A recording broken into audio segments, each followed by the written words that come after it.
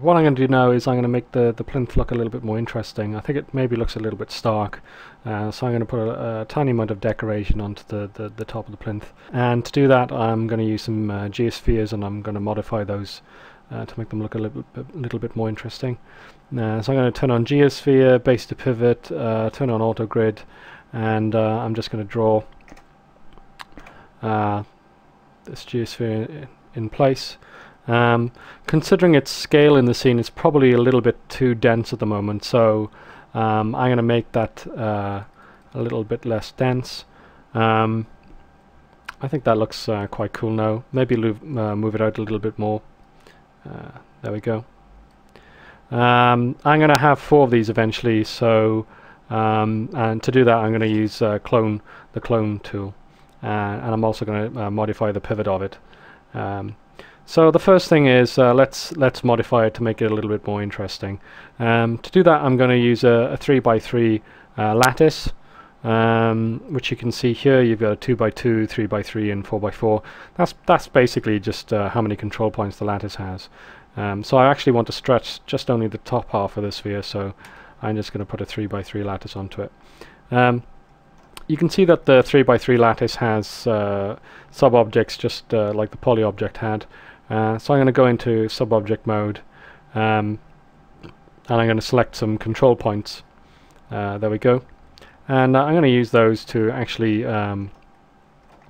pull up the top faces of the sphere to make it into something a little bit more egg-shaped. Now, because I'm deforming the sphere, maybe I was a little bit wrong about the amount of detail that I had in it. So I'm going to go back down the stack and modify the tessellation. So let's put the tessellation back up a little. There we are. So that looks a little bit better now. Next, what I'm going to do is I'm going to go back up to the top of the stack, and I want to change the shape of the sphere a little bit more. So I'm actually going to put a bend on it. So here we go. We put a bend on, and I'm just going to bend it over. There we go. Now I would like actually that bend to go out from the center of the table, so what I'm going to do next is change the direction of the bend. So let's change it so it's at 45 degrees. I'll do it numerically to make it a little bit more accurate. So there we go, we've got a 45 degree offset there on the bend, so it actually goes away from the center of the table, from the plinth. So we've got a weird kind of gherkin-y thing.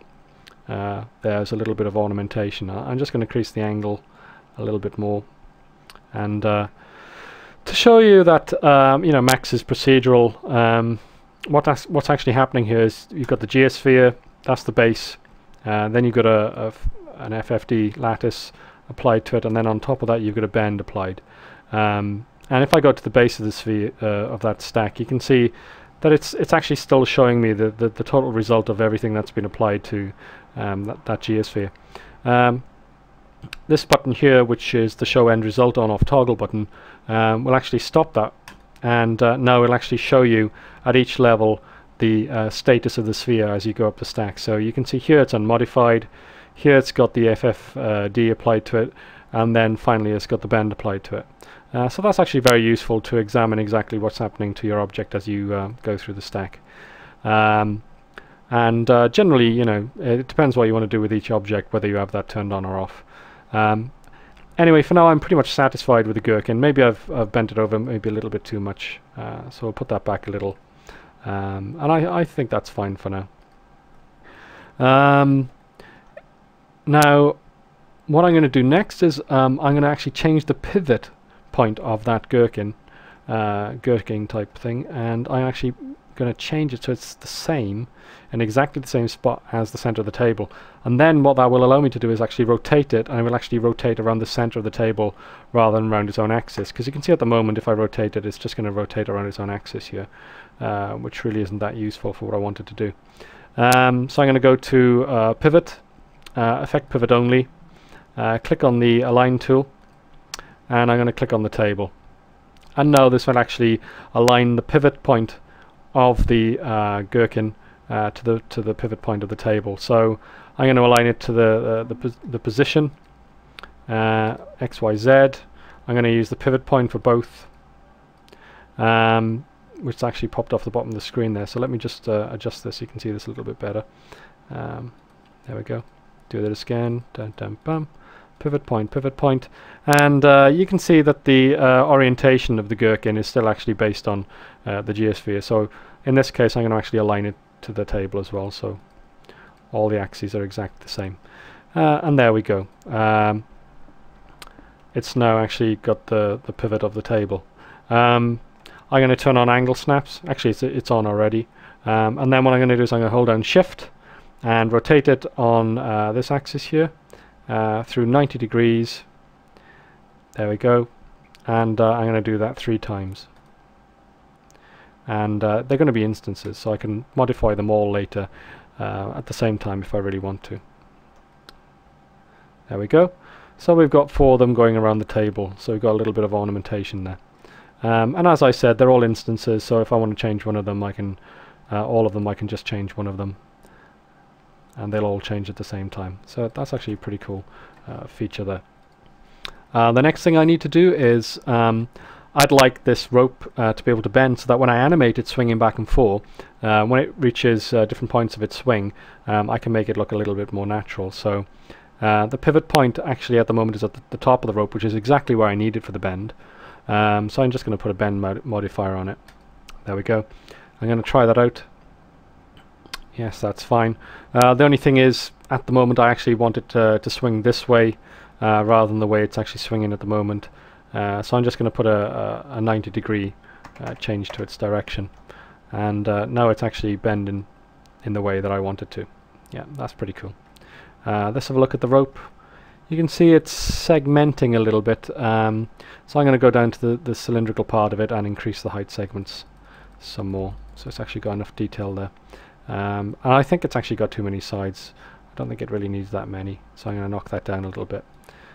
So there we go. That's pretty cool.